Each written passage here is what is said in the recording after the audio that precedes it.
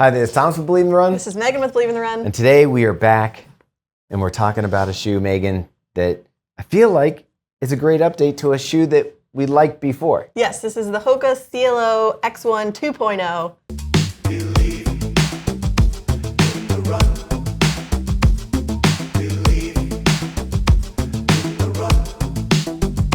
So this is a totally new shoe. It's not like a update to the X1. If you read our review or watched our review of the Cielo X1, we really enjoyed the shoe. We thought it was super fun, but it didn't feel like a race day shoe. And I loved it for daily training. It was one of those shoes you could take out, felt great underfoot, and if you felt like picking up the pace, did a really nice job. It just was a little too heavy for me to feel like, hey, this would be a great option for race day. And at $275, people didn't love that you used it for a daily trainer. But here we are, version 2. So let's start with the upper. Okay, first thing, people despised the laces on the Cielo X1. So without like even going too far, the new laces that are on here, they work. They're not like spectacular. They're just regular laces. I would love to have had like the little knobby sawtooth laces, but these do the trick. They work. And they're much improved. Yeah, much improved. So getting into the upper, you may have thought about the last one looking a little bit like corduroy. It was like this spiral knit. Yeah. What do you think of the upper? The past one? The past one. The past one was not great. It definitely did not feel like a race day shoe. It was like kind of thick, and it was an odd material for a shoe upper. So this one updates that with a very nice, what? A jacquard mesh upper. It's see-through, it's very thin, very light, very breathable. You have a knit tongue that's super thin, but it does add just like a little bit of comfort, especially when you tighten up those laces. Yeah, it's not gusseted though. Not gusseted. Mine didn't have any problem with it staying in place though. Yours? Yeah, not at all. Before we move off of jacquard though, I kind of want to explain to people what jacquard is. Do it. So as it's being woven in jacquard means it has like even if you had like an old-timey like Baroque style like jacket with the little flowers embroidered into the actual fabric as it weaves, that's the thought process behind jacquard fabrics, is that you can put it in different textures and density while it's being woven so that it kind of builds the structure as one piece. Does that make sense to you? Sure, sounds All good. right. So you get those density. There are some little overlays in here to also add a little extra structure. And you're gonna see that in the throat and across the toe here, and a little bit with the Hoka logo on the side that's kind of ironed on and the bird as well. So overall, I thought the upper fit really well, but one of the best updates to it is The heel counter? the heel counter. Yeah, so you've just got some really light padding around the collar and tongue here, and it adds some nice comfort without adding any weight. In fact, this is much lighter than the previous version. As long as you talk about what you want to give it. Yeah, so my women's 7.5 came in at 6.2 ounces or 175 grams. Mine was around 8.2 ounces. Each shoe was a little bit different than the other one, and 234 grams. But that's over an ounce lighter than the previous version. And puts it right in with a lot of other race day shoes, like from Saucony or Diadora, or there's a whole handful of shoes that come in right around that weight. They also made a change to the midsole. While we still have the 2 layers of PEBA, they did some different stuff with the cutouts here. Yeah, you're definitely gonna notice it. The biggest thing that you're gonna notice right off the bat is they moved the cutout from the lateral side to the medial side. When we talked to Hoka, they said that was to kind of like give more stability, and that they found that was going, but this isn't the most stable of shoes. So I'm not sure about the stability function, changing the cutouts there, but it did also make it lighter, which we were just talking about. Yeah, it really helped with the weight. Then we're gonna come down to the plate, which I find if there is a place that adds stability, I really like the way this plate interacts with your stride when you're moving fast. It kind of does, I think, add a platform that not only propels you forward, but also keeps you a little stable on the sides. Yeah, so it's a winged carbon fiber plate in here. And while I did enjoy the propulsive feeling from the plate, what I really noticed in this shoe was the rocker geometry and how much it just wanted to keep propelling your foot forward. So I think the combination, obviously the PEBA foam, we know how bouncy and fun that is. Then the carbon plate with this rocker, it just made this shoe feel fast and like you wanted to keep running. You talk about the rocker, but where I really felt this, and it reminded me of sort of the Rebellion Pro, where it leans you forward, and this toe spring is nice and aggressive. And I really am finding that as we get into race shoes, the toe spring is becoming more and more important to me. Just give me that sensation as I'm coming through my stride. It gives me a little bit of feedback from the front of the foot, and I love the way that this one gives you that feeling. It kind of has that lean forward like the Rebellion Pro, but I'm also finding it like the Endorphin Elite 2 has a really strong feeling from the toe off, and the Alpha Fly. If you know Hoka, you know that they also have a race day shoe called the Rocket X. I think we're on the second one now. Yep.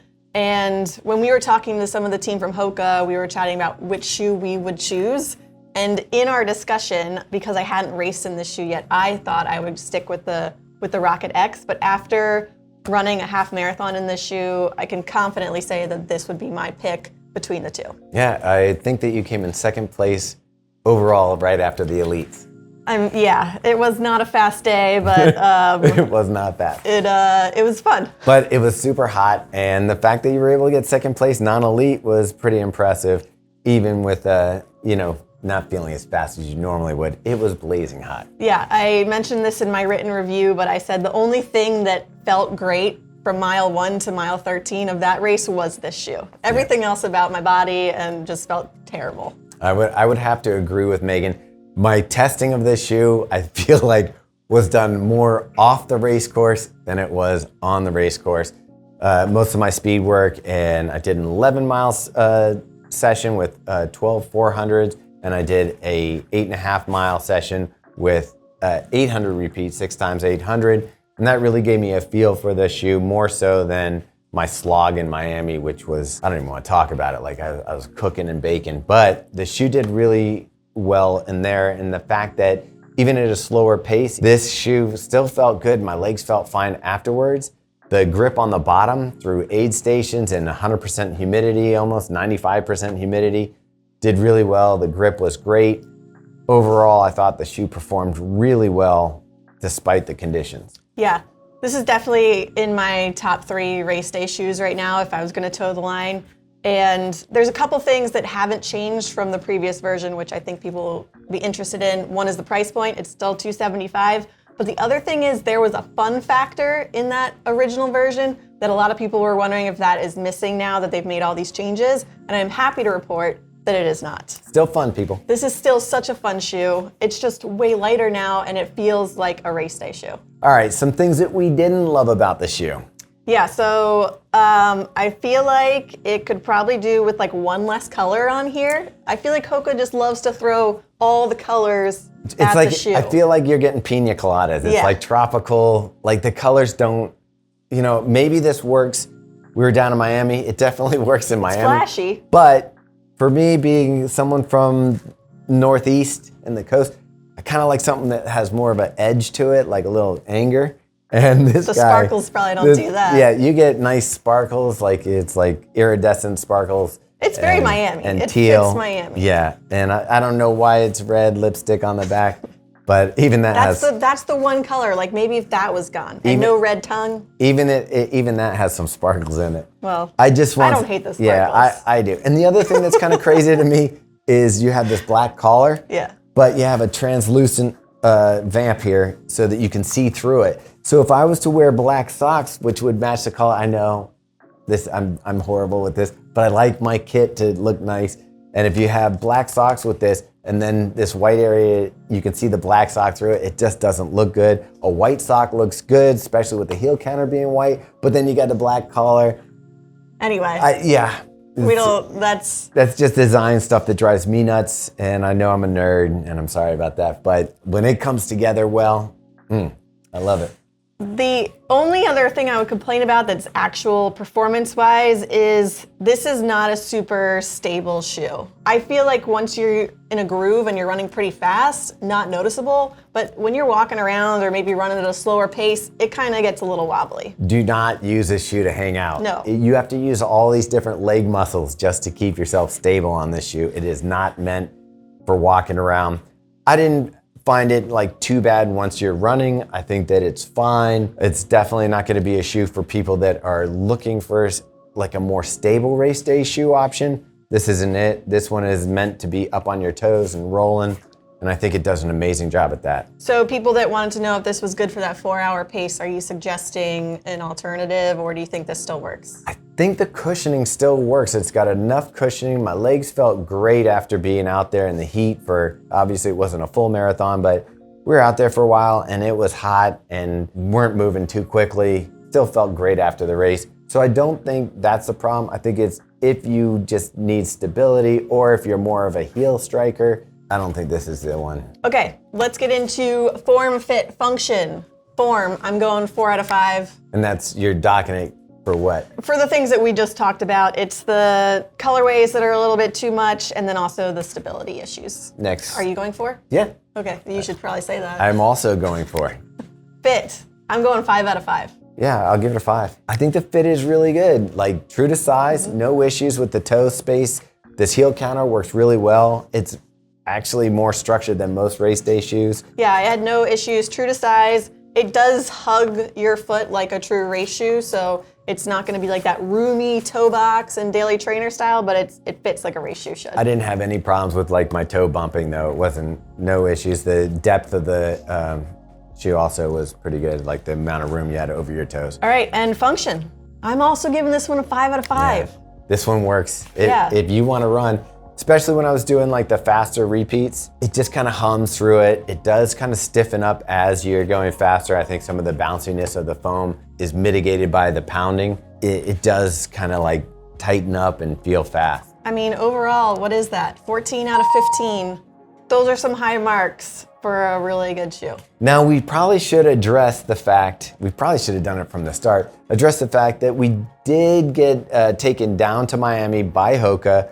We were able to meet with the designers and do it on a yacht when we were down there. We had a lot of fun. We did a shakeout run with Hoka. We rode around on boats. We did all this stuff. And you're like, hey, is this an honest review or is it tainted by all the stuff that we did? We make a commitment. We talk to the brands before we do all this stuff and make sure that you know that we're giving this the most honest, unbiased review that we possibly can. Read the review online. You can get Robbie's opinion as well. All three of us really enjoyed this shoe. You can think what you want, whether or not you think it's totally unbiased or not, but I'm here to tell you that these are our actual thoughts and feelings on this shoe. They don't get to see this review and review it before we put it out. They didn't get to read our review that we put up online before we put it out. There's no editing or collaboration. And we also went down to Orlando with Hoka to unveil the original version of this shoe, and we were honest about that we didn't like it for racing. Yeah. So when we say this is a great update, I hope you at least give it a chance and check it out. It's definitely something that if you're like, hey, I'm trying to find that perfect shoe for race day, there's so many choices now for you to go after. This is one I would definitely put on your list. So if you could do us a favor, like the video, subscribe to the channel. Also check us out on believeintherun.com where you can read all our reviews, see all of our information. A little pop-up's gonna come up. You can sign up for our email. What that does is once a week, we recap everything that we've reviewed that week or any trips that we're taking, any news that's pertinent to you. That comes in that email. And then we have 2 podcasts, Meg. yeah, The Drop and Fuel for the Soul with Meaghan Featherston, so you can listen to those every week. Which one's your favorite? You know, it depends on the day.